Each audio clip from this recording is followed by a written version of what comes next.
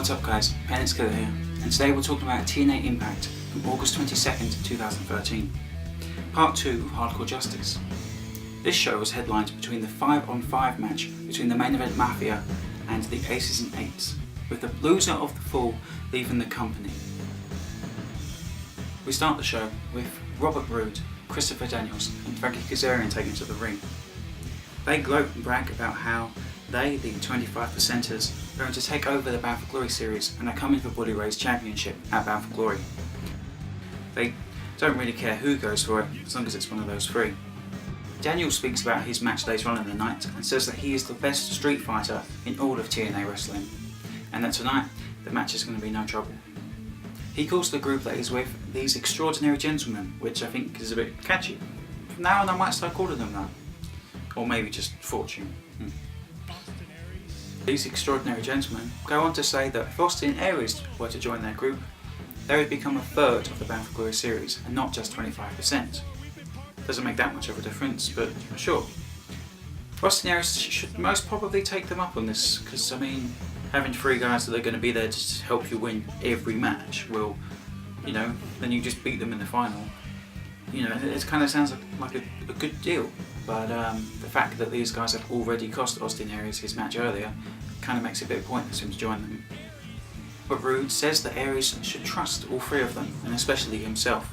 This leads to them being interrupted by the Storm Gunners, the TNA World Tag Team Champions James Storm and Gunner.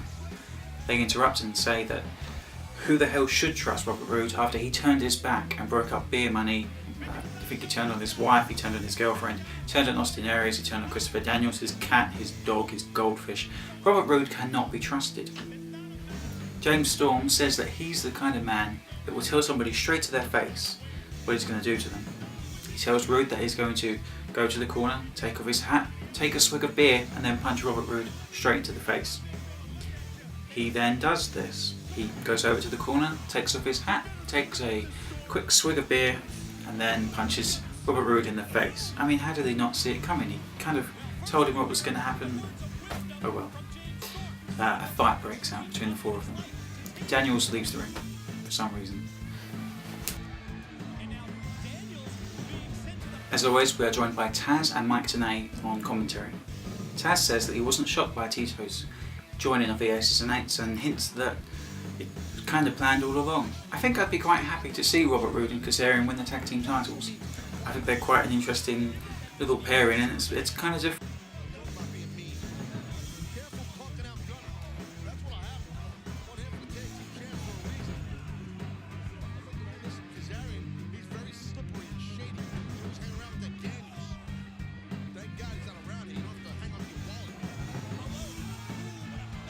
So if it came down that now James Storm has finally regained the tag team titles with somebody different, car alarm's going off.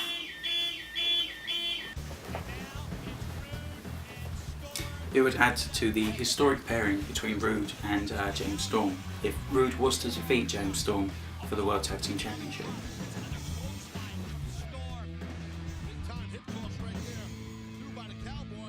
The match eventually breaks down. James Storm goes for the kick, but Roode pulls the referee in the way. Kazarian with a low blow, Robert Roode with a roll up to get the win. Fairly decent match. I mean, we still haven't seen much from Gunner recently. I think that he would be released if he didn't hold the tag team titles. I think as soon as he loses the tag team championship, he's probably going to be released. Just hope that TNA waits before they release him. You know, don't take the titles off him first and then you can release him, not whilst he holds the belt.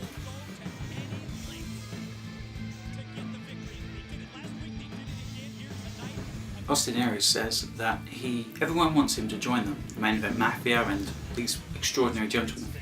He says that trust is important, really important. You know, Sting came to him and said, you don't have to trust us, you don't have to like us, you just have to help us. And Aries thinks that's ridiculous. You have to trust your partners. So tonight he's going to let everybody know his answer on which side that he's going to join. I've got a lot to think about, but I think by the end of the night, I'll give everybody my answer.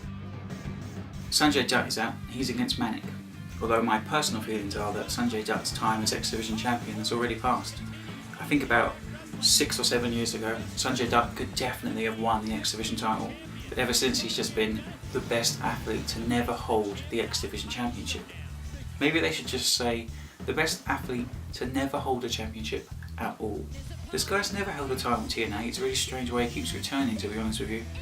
You know, Petey Williams comes back constantly, but at least he's actually held the X Division Championship for a long time.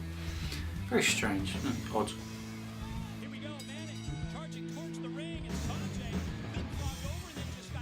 Another thing to note is that the new X Division rules state that matches are now one-on-one instead of three-ways.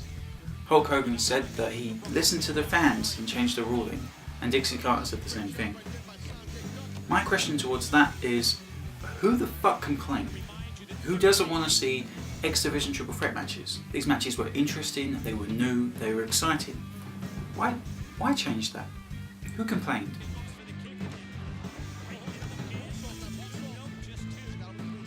The match breaks down eventually, and Sonjay Dutt misses the moonsault from the top rope. Manic counters with a full Nelson. Mike Tenay calls it an underhook, but Taz corrects him and calls it an overhook, which I think is wrong. And then he brings him up and down across his knees to a great little manoeuvre.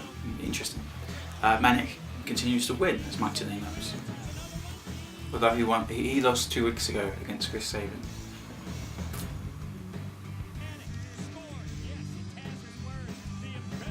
The Aces and Eights are backstage and they testify that tonight this fight is straight up their alley.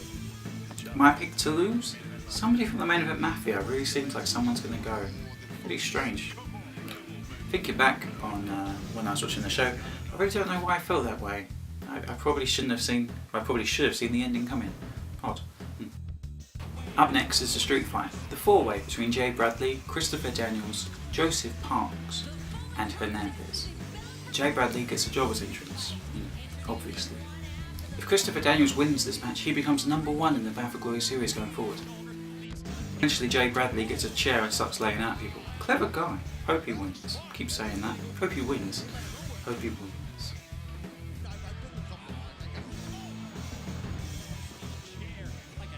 Hernandez and Christopher Daniels are left in the ring until Austin Aries from out of the crowd jumps into the ring. He and Hernandez look like they're about to lock up when Christopher Daniels takes Hernandez straight down with an STO.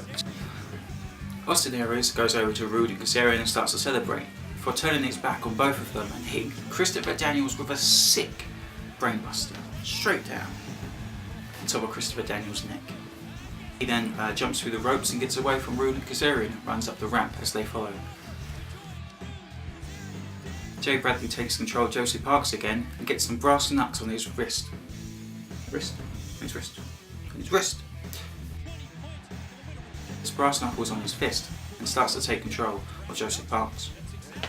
Josie Parks eventually starts bleeding from the mouth and hulks up and destroys Jay Bradley.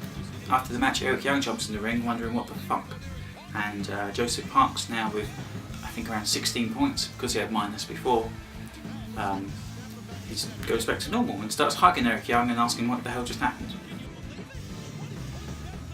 The main event Mafia backstage, and Sting is mad that nobody stepped up. He's kind of depressed about the whole thing.